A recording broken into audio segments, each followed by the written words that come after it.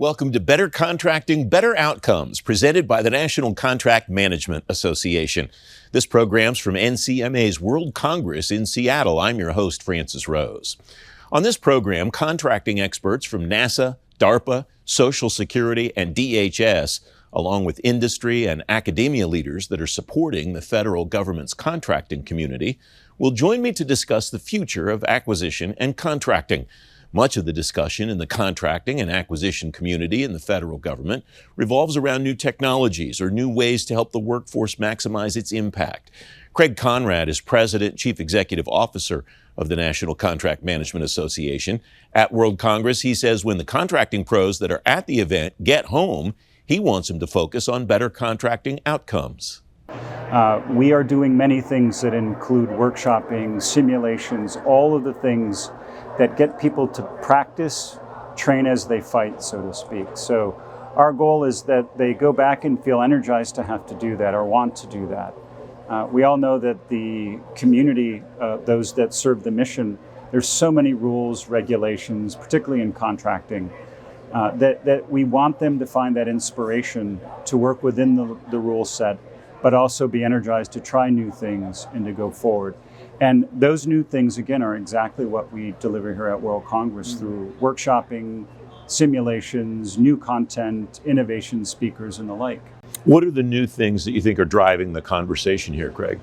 So some of the new things, a lot of it's connected to the Better Contracting Initiative, where the goal is to get folks to come together and really think about the entire acquisition process early on. So those are the SAWs, the Surface Acquisition Workshops, and the civilian CSAWs. So that is the key innovations, if you will. It doesn't even sound like an innovation. It's just get people together in the beginning, and it's everybody. It's program, contracting, post-award, everybody in the process. So we're bringing that here with the vertical of contract management to explore, experience, and be prepared to go back to the office and say, hey, you need to have me at the front end of the process. Three letters that I'm hearing, it's kind of a buzz on the floor here. ISO. Why should people care about that back in Washington and also here in Seattle? Well, thank you for asking that. NCMA is an ANSI accredited standards developing organization. That's exciting because we have an opportunity to establish what the practice looks like from a standards perspective.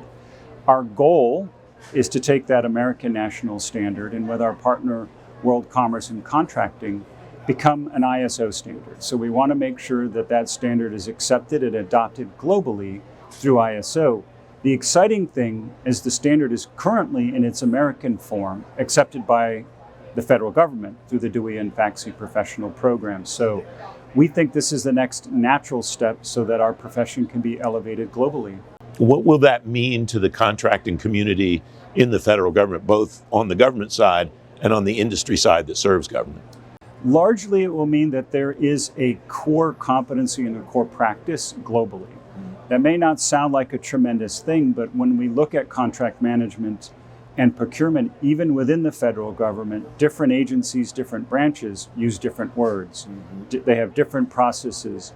This will allow for standardization, it will allow for improvement of process, and at the same time, it will allow for our profession to be well known, more known globally, like the other professions, accounting, finance, and the like. Will it also make it easier for agencies to provide a more clear career path? And for the federal government as a whole, with the opportunity to move agency to agency? Because that's something that both acquisition people and human capital people have been telling me for a long time they would like to see. It certainly will help. So as you know, with the DOE certification for contract management being accepted by FAI through the FACSI professional, that's step one. So now they're using the same standard in terms of how they're getting people prepared and certifying that they can do the job. The next natural step will be that it'd be clearer to see the pathway. That's another outcome of what we hope by going to ISO is that you can see how you can enter the profession either at the federal level, state and local, commercial, you could be somewhere else in public procurement around the world, and see how you can progress in the job as you grow into commercial, out into government, etc. All right, less than a minute left. I understand that we are going to another cool location next year. for World Congress? We are. We are going to be down in Grapevine, Texas. But the exciting thing is that we're going to create 2 experiences for our attendees. The first will be at the traditional Gaylord, where all the sessions will be. But we realize that a lot of what happens here is networking. You build your network. So we're going to have a Las Colinas experience, which is going to be the fun, cool kid place, axe throwing and entertainment and bands and the like. So during the day, we come together in our sessions. Afterward, you pick the experience you want and go build that network. Craig Conrad of NCMA. Speeding up the process is one of the requests from both government and industry leaders when you ask them what changes they'd like to see in contracting.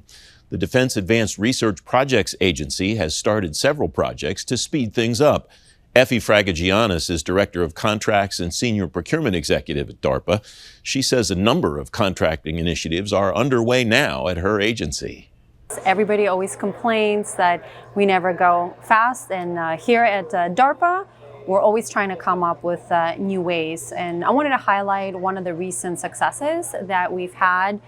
It's called Seedling Day / Week pilot initiative. And essentially we were trying to find ways to attract more non-traditional defense contractors, small businesses, and how we can get seedlings, which are small feasibility studies at DARPA that help inform future programs.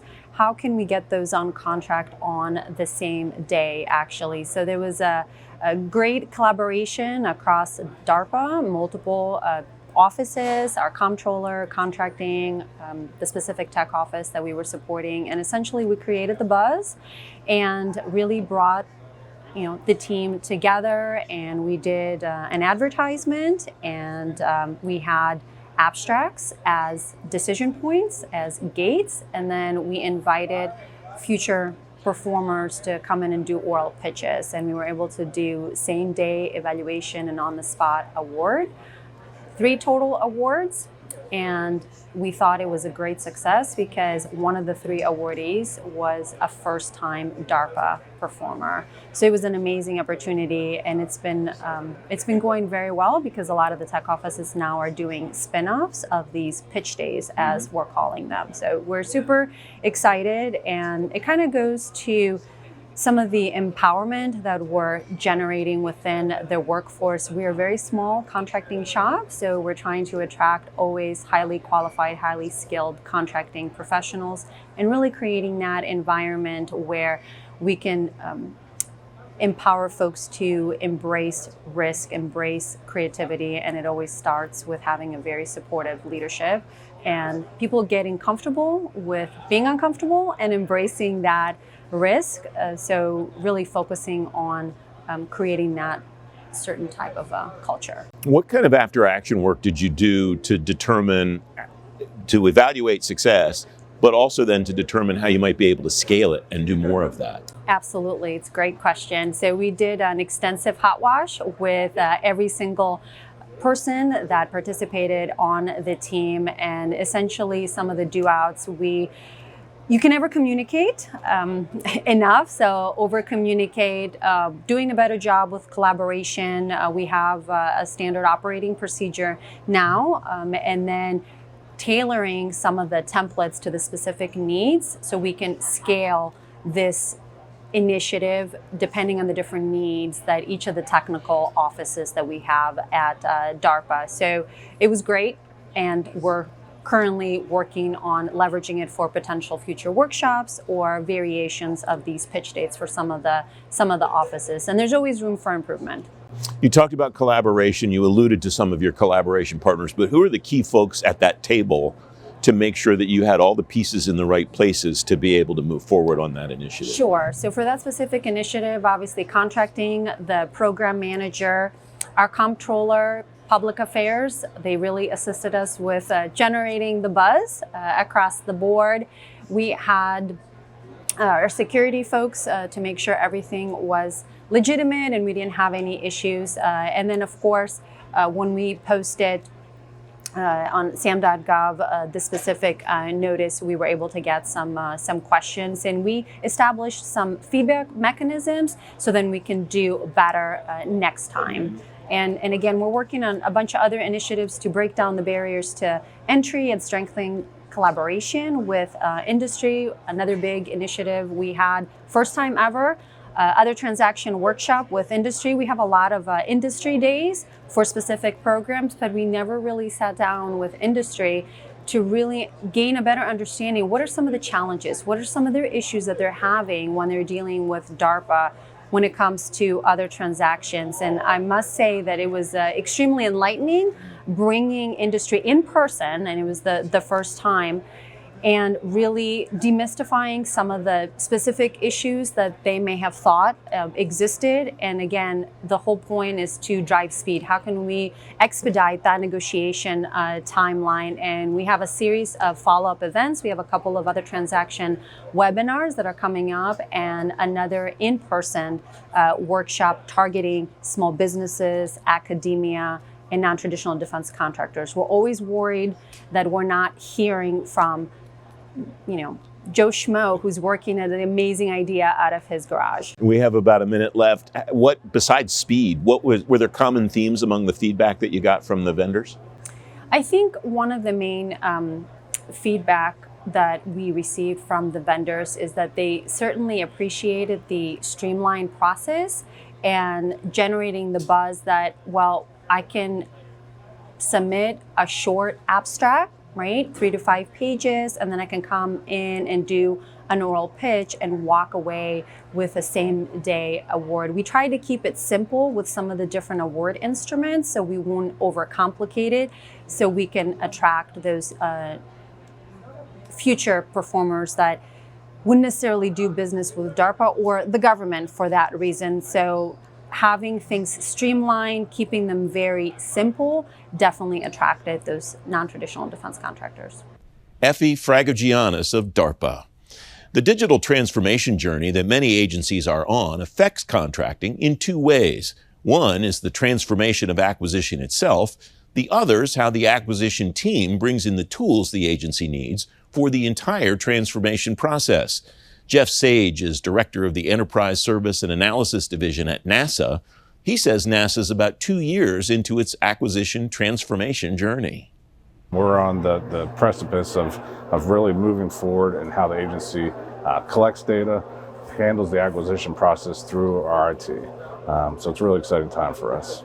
Are you collecting data now that you didn't collect before? Are you collecting more data than you have in the past in the same areas? What does the data collection process look like? Sure. So a little bit of both, right? So we're collecting data that we've always collected in the past. Some is federally mandated, some is just NASA internal and how we do business. But we're also, through that data collection, making new insights where we're realizing, hey, we have some gaps and we need to collect new data in order to make some different connections, right?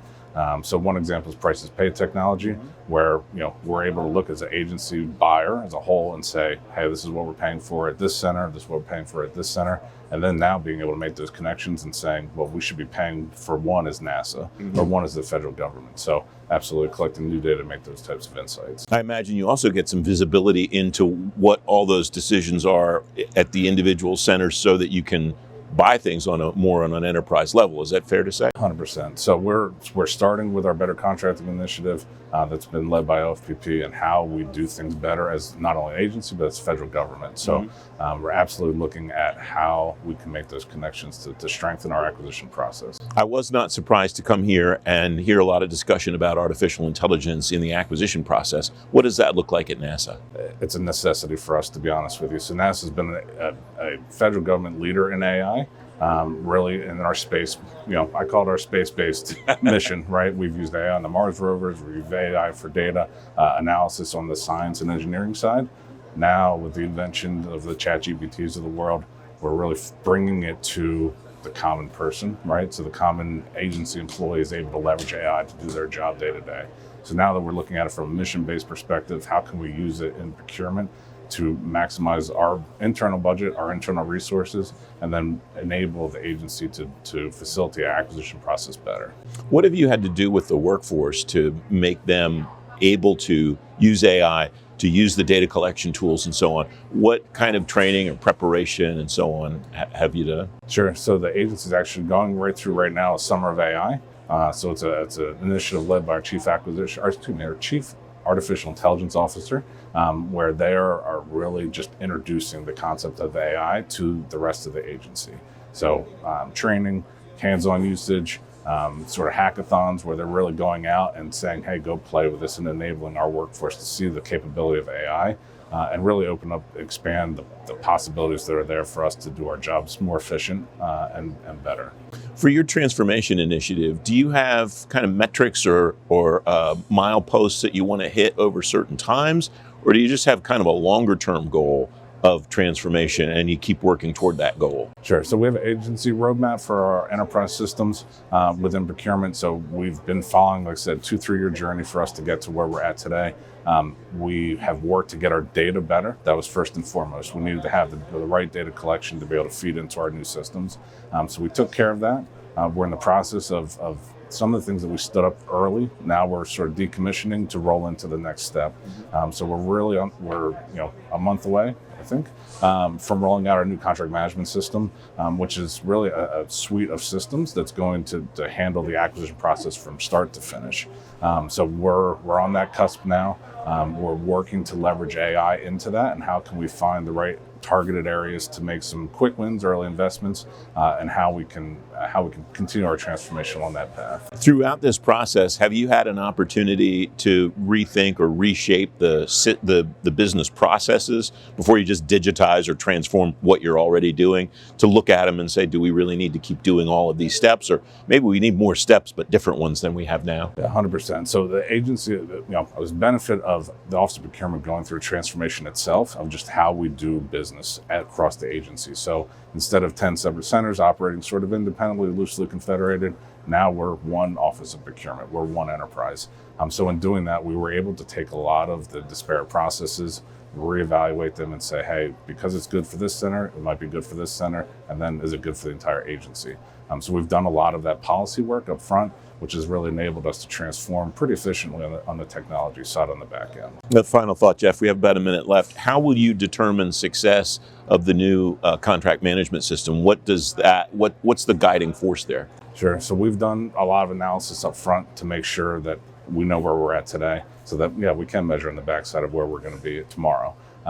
Success looks like my contracting officers wanting to use the systems, wanting to put the data in, realizing that the technology is an enabler, not an inhibitor, right? And so we've had technology in the past where folks have dreaded using technology because it's one more step in their process. Mm-hmm. With our new technology, they're excited to use it. They're excited to put the data. They see the back end. They see the results that come out of it, the capability, how it enables our workforce, how it supports the work that they're doing, right? And brings justification to it. So it's a very exciting time for us. Jeff Sage of NASA. In addition to the speed factor that I mentioned earlier in the show, collaboration's another element that industry always asks government for more of in contracting. Lisa Lax is Vice President of the Contracts and Acquisition Management Office at GDIT. She says COVID was the beginning of a sea change in the way industry and government collaborate on acquisition. I think we have a challenge since COVID. When we did COVID, all the acquisition personnel went home, and we got Teams and we got Zoom, and I think we've lost that interpersonal connection. I think to have and resolve the difficulties and the challenges that we now have in acquisition, face-to-face communication is needed. And I don't think we do that anymore. We do have industry days, but I think with the concern about giving people competitive advantages and that swinging, or things being said will make you OCI'd out, I think people aren't talking. And I'm concerned about that, because with us needing to have cyber hygiene and AI coming out, and the way that people are using AI to write proposals, we need to do business differently. Yeah. We need to have conversations.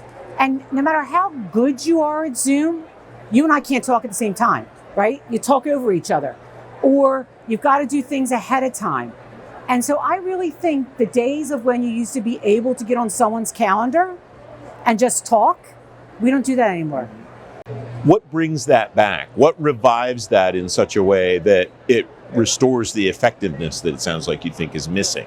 I think CrowdStrike is a perfect example, right? We are depending on third-party software that the primes have no choice to but use. And you're asking the prime to take the risk on these third-party software. And you've been in the business a long time. You're not going to get guarantees. They're not going to take the liabilities or the warranties. I think we really need to get together as an industry with government and have a hard conversation with, given that we are delivering things through this automated technology world, how do we do acquisition differently, right? Like, do you remember, you and I have been in this in a long time. Do you remember when we used to do like improvement of the acquisition when Al Gore was here? It took a lot of meetings with a lot of open conversation, and it was not perfect, but we had improvements. And I think it's time to say there's so much dynamics in the product we deliver that we need to have those conversations and not be afraid that you're not going to be able to compete or you're going to say something that's going to be shared with anyone. Yeah.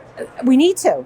Who would you like to see drive that on the government side, and who would you like to see drive that on the industry side? What are the right organizations or people to initiate that dialogue, do you think?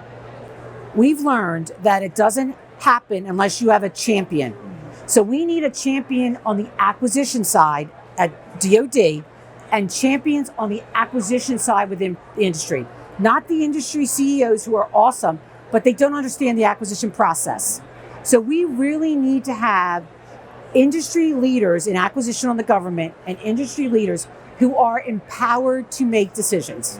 Is this a big enough problem, do you think, that some of the big industry companies will be able to put aside that competitive skepticism they have of each other regarding collaboration and say, yeah, maybe we don't do this all the time, but this is big enough that we should work together and collaborate together to try to solve it? I think absolutely, because look at the new laws that are being tried to pass on cyber, right?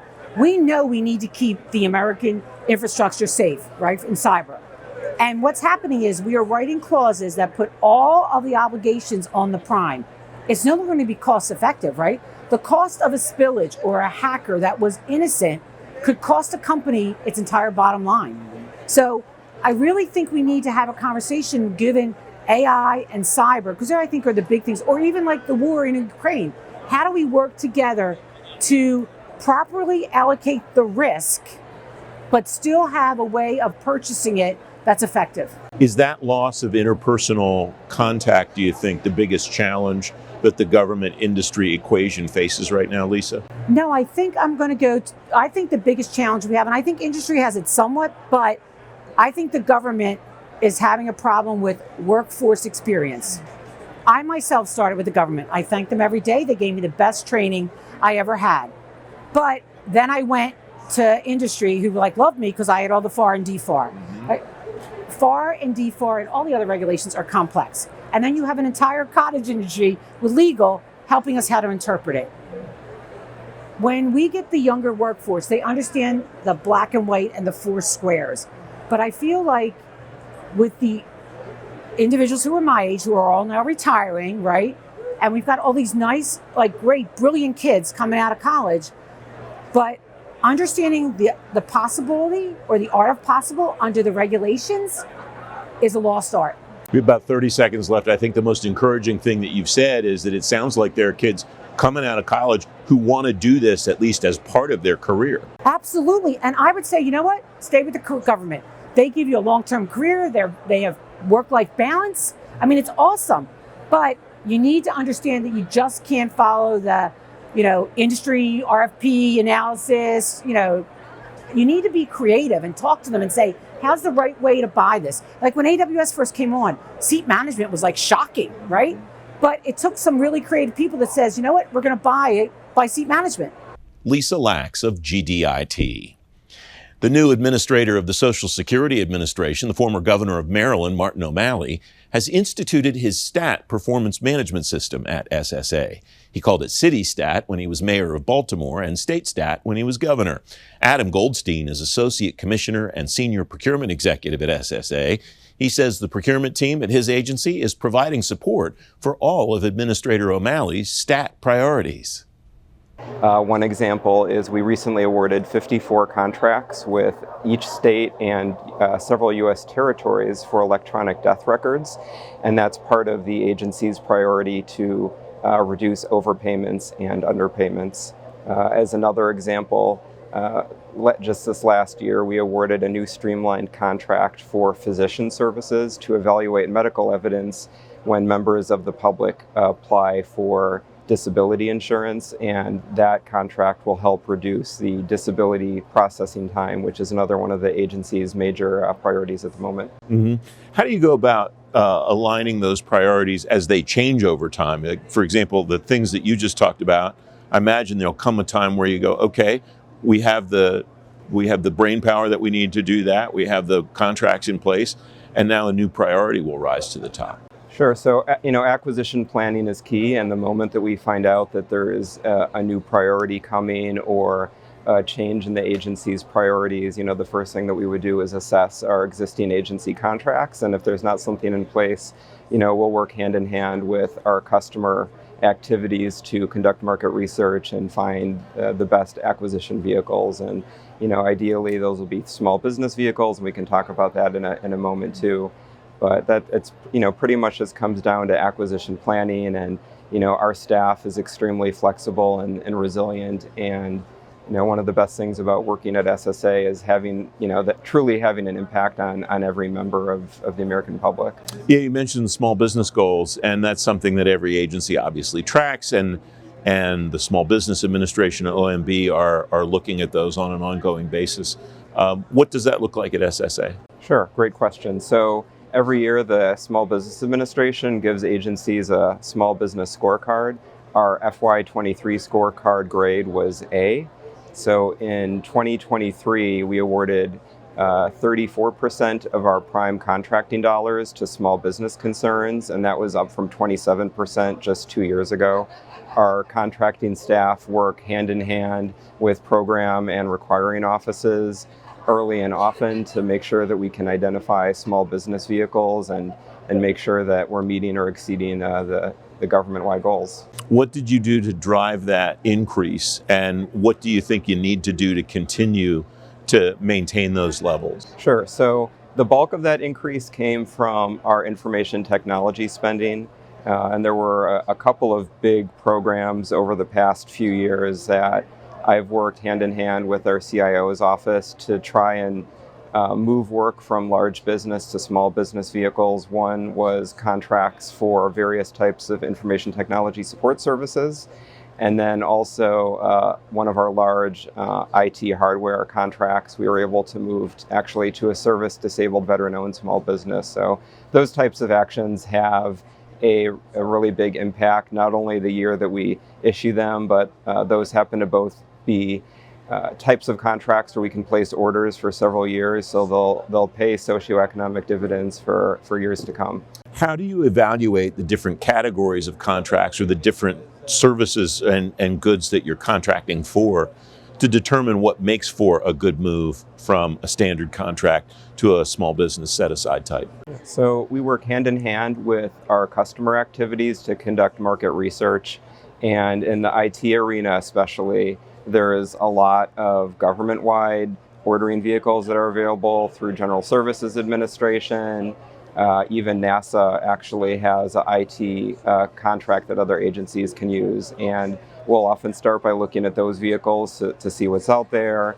We'll post requests for information, which is essentially a draft solicitation, and industry can give us feedback and give us a sense of what capabilities are out there. So through that type of market research, we can get a pretty good sense of what capabilities are out there and whether or not a move for small business makes sense. Yeah, it's interesting that you say that, because a friend of mine who was in government is on the industry side now said to me at this conference, there's a GWAC for everything. So it sounds like if you want it, it's probably available through one of those vehicles you just mentioned. There sure is. And another benefit of using those vehicles is the Office of Management and Budget has category management goals with each agency as well, where, in an ideal world, we're supposed to have a certain percent of our spend under existing vehicles just because they are more efficient and they tend to have better pricing. So when we use these small business vehicles, we're not only getting the socioeconomic credit, but we're also helping with the government-wide goals on category management and spend under management.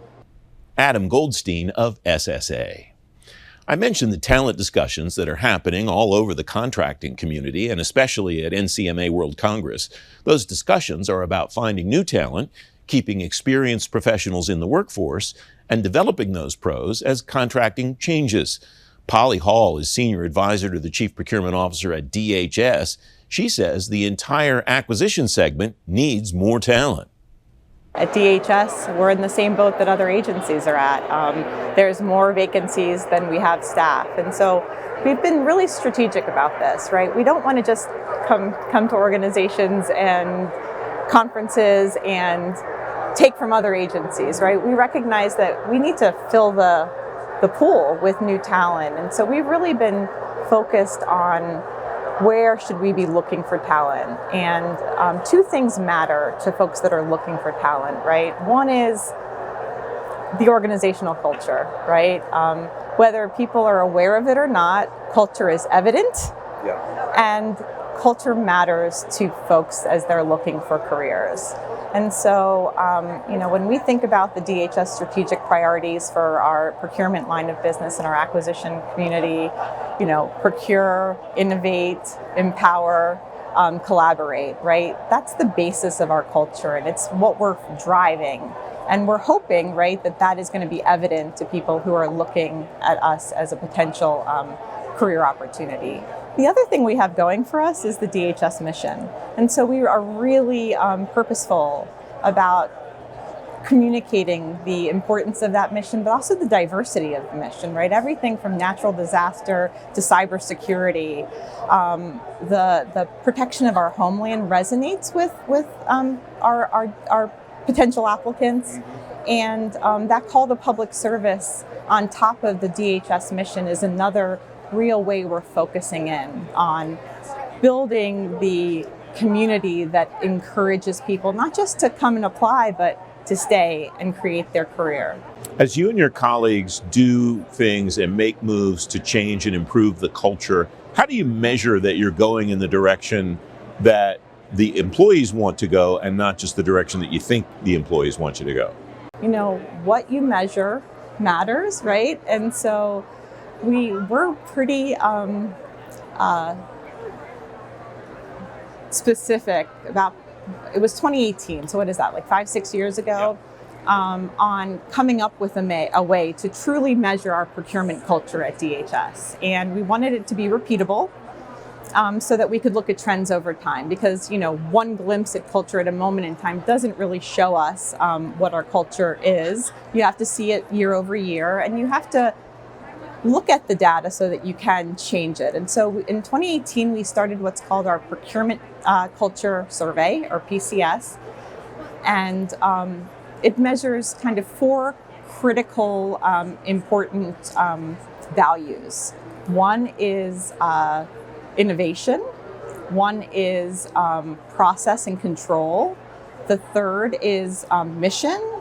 And the fourth is like human relations or teamwork, right? And so we saw that process and control and mission were really valued highly. Innovation and people, right, were valued lower.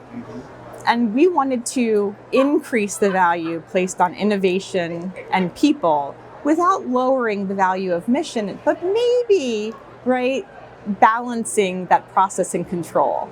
And we thought that would be the ideal culture for DHS. And so year over year, as we've measured this, we've noticed that we've been able to make improvements in the valuation of people and innovation. And that's been fantastic. We have the data that shows that, but it's measured granularly enough that we can drive into each contracting activity across our department. And so we're giving our leaders real data that helps them plan and strategize ways that they can consciously do new things or change what they're doing to improve culture toward that shared collective leadership goal for our procurement community. So the data is helpful because it's impacting our ability to change and make decisions. What do you do with that data once you know what will move people and what will improve the culture? How do you make the decisions to then change that stuff? Or is it just simple as, okay, we know that's a problem, so we just need to change it? Yeah, our leaderships are held accountable. In our head of contracting performance goal letters, understanding where they stand on the PSC survey and having them come up with their own plans for improving the areas that are showing as opportunities for them is part of what our leadership is charged to do and responsible to execute. So everyone's doing things a little bit differently, right? And it depends on where their areas are. I'll give you an example at U.S. Secret Service. The HCA noticed that there were some areas around innovation that he wanted to drive change around. And so he actually brought in our Procurement Innovation Lab. They went through a user discovery session with the contracting community at Secret Service, learned and listened, came up with some recommendations that now that HCA has to be able to execute and implement. Polly Hall of DHS. Federal agencies have a 2025 deadline to hit a goal of 15% of their contracts to go to small disadvantaged businesses. A number of agencies are making big strides toward that goal. Carla Smith-Jackson is Assistant Administrator for Procurement at NASA. She says her agency is almost there. We've made a lot of strides. We reached 12% last year. We're trying to get that last 3%. And so we've done an analysis with OMB looking at where are the areas of opportunity. And when we look at R&D services spend across the federal government, there's a lot of opportunity.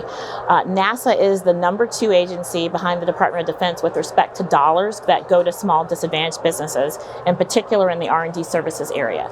So we have formed, I'm co-leading along with the Small Business Administration, a sub-IPC, which is an interagency policy council, to be able to attack that problem. So we are sharing among the other 24 CFO Act agencies best practices. We're talking about policies, we're talking about outreach, and how to increase and improve that number. We have a number of really cool initiatives like sharing SBIR Phase 3 opportunities with NAICS, and some low-hanging fruit that people just aren't aware of that we think will really move the needle. When you say there's opportunity there, is there opportunity with a number of companies who don't work with the government now that could? Is there opportunity just for the actual dollar spend that could go in different places than it's going now? Some combination of both, some other reason? What's behind that opportunity in your view? It's kind of all of the above. Yeah. So I'd say the companies that are currently doing business with single agencies, it's an opportunity for other agencies to be introduced to those and that spend to be increased. It's an opportunity for new entrants to meet with us at various conferences or one-on-one, understanding where we're spending and the NAICS codes, working with small business specialists, as well as contracting or what you would say procurement subject matter experts, to be able to target the selling of their R&D services. And then those would be new to federal government or an increasing spend for those that have been working with us. You mentioned you're number 2 in small disadvantaged businesses. How'd you get there, and what would you advise another agency who wants to boost what they're doing to get to your heels at least, if not past you? So one of the first things is NASA is an R&D, all of our money is R&D colored. So that makes it a little bit easier. But one of the things that we do is we're pushing for new ideas and innovation. And a lot of that innovation comes from the small disadvantaged business area and just small business in general. And so as a result, we kind of have a culture of looking for small businesses and having worked with small businesses. We even have a small business Axiom that is delivering our deep space suit, which is, it's huge because it normally had been a large business. So about 2 years ago, we made an award to a small business. So even the more traditional things that are done for NASA, we have small and small disadvantaged businesses providing for us. I saw your former boss from DHS, Soraya Correa, here, and it reminded me about a conversation we had, I want to say 18 months or so ago, about NASA's innovation lab, acquisition innovation lab. You're relaunching that. Tell me what that relaunch looks like and what goals you've set for yourself there. Great, and we did have a great conversation, and Soraya is one of my mentors, former boss. So DHS has the PIL, what they call the Procurement Innovation Lab. We have the NAIL, and that's the NASA Acquisition Innovation Launch Pad, not lab, but it is a lab. Okay. We've recently hired a brand new director for the NAIL, Brittany Chappelle, who comes to us from GSA. We have now a new logo, a bunch of new kind of advertisements. We're going to be having a new public release that's going to come out the end of the month at the beginning of August. And then we're really excited that we're going to focus for the next fiscal year for FY25 on artificial intelligence. And it's perfect because NAIL has an AI. That's so right. that's what we're going to do. We're looking at leveraging technology to be able to move the acquisition process forward. And it certainly makes a lot more sense that NASA has a launch pad than a lab. So I'm tracking with you on that also. In your view, what does the mature NAIL look like, and what's it providing, not just for the acquisition office at your agency, but broadly across the agency? The best part about the NAIL to me is the interaction with industry. So right now we have well over 70 projects that have been actually submitted for us to look at. About a third of those were submitted by industry that look at our processes and procedures. And even from a technology area, things we should look at. And so a lot of our projects are collaborative with industry and with government. We also look at sole source procurement in addition to competitive procurement. The PIL only focuses on the competitive procurement. But by using the technology, we're really going to be able to go after that process, reduce our cycle time, and then we're looking for that place where we can test and a safe spot. We can have failures, we can document those failures and share best practices. One of the things that we've done over the last year was we sponsored 14 short videos which talk about how to use the various acquisition innovations, and those are available to our workforce so they can just click on those and kind of see how it happens and actually hear the real team as they've used an innovation. We just have a minute or so left, but I know you're very passionate about your workforce and developing their skills and so on. What's your sense of where your workforce is now compared to what ideally you would like it to be regarding their skill set, regarding their anything that is important to you about them? Yeah. Well, we've worked for the past year and a half when we talked before on a succession plan, and I'm happy to report that I recently promoted 5 brand new senior executives. We have a perfect bell curve with respect to generational age and NASA procurement, so we're really excited about that. And as we launch the second generation of NAIL 2.0, if you will, we're going to be focused on digital literacy and data literacy. So it's about how to use AI, how to interpret data, and how to use data across our enterprise to show a big story, a good story, and to look at those areas of gaps and things we need to dig into a little deeper. Carla Smith-Jackson of NASA. The contracting community is looking at how to use artificial intelligence like pretty much every sector of the government. Many of the use cases people are exploring involve automation. Jessica Tillipman is Associate Dean for Government Procurement Law Studies at George Washington University Law School. I asked her how she sees AI impacting the procurement process. It's actually a really interesting time. I know there's a lot of enthusiasm and people are very excited about it. The way that I've been focusing on the use of AI in procurement is particularly focused on its use to promote integrity and reduce risk. And there's a lot of promise, but I would say that I'm guardedly optimistic about that because I think that there's almost so much enthusiasm that people think that it's going to totally replace the humans in the equation. And I don't think we're there, nor should we be going there. So it's an interesting time, and I feel like we're really at a turning point as to which direction that we head in with this. But it's got its uses, and I'm excited, but again, guardedly so. Okay, explain the guarded part first. About what are you guarded and for what reason? So before I answer that question, I'll just say that when I first started researching the intersection of AI and government procurement, I was really focused on how can we use these tools to make anti-corruption initiatives, reducing risk, more efficient and effective. And I was very excited because in the United States and even globally, a lot of governments are experimenting with this and turning things that would have taken hours and hours or even days into something that can be done in minutes that really does help reduce risk and really does promote efficiency. So I've been excited about some of the promise. But in doing that research, I started to notice that there are some potential perils. So, for example, potential bias in some of the systems. You know, we talk a lot about conflicts of interest in government procurement, and trying to guard against them. Well, where's the data coming from? The companies they're coming up with these data models, what data are they using? We know that it's kind of garbage in and garbage out. Could the data be good? Is it biased? Is it trustworthy? And so I'm worried is that agencies are experimenting with these things. Where are the guardrails, particularly as some agencies are using them with not as much training and with less understanding about how these tools actually work? All right, and the optimism comes because of the potential to do things faster. What's driving that optimism? Absolutely, and we have agencies already doing this, where they're using tools that, for example, can detect clauses that are incorrect or outdated in their contracts, that are doing things like basically making responsibility determinations in a matter of minutes, things that would have been done manually, helping to synthesize a lot of past performance evaluations, which again, would have been a manual task that would just be too much for one person to do. So I'm excited about the qualification type tools, tools that identify red flags and other types of risk, also very exciting. So it's been great to see governments experimenting in a way that helps them detect and prevent and even mitigate risk. But again, when you're doing something and you're using a tool that has a potential impact on humans in their lives, it's really important to make sure you understand what you're working with and that it's tested, it's ethical, trustworthy, all those kind of buzzwords you typically hear.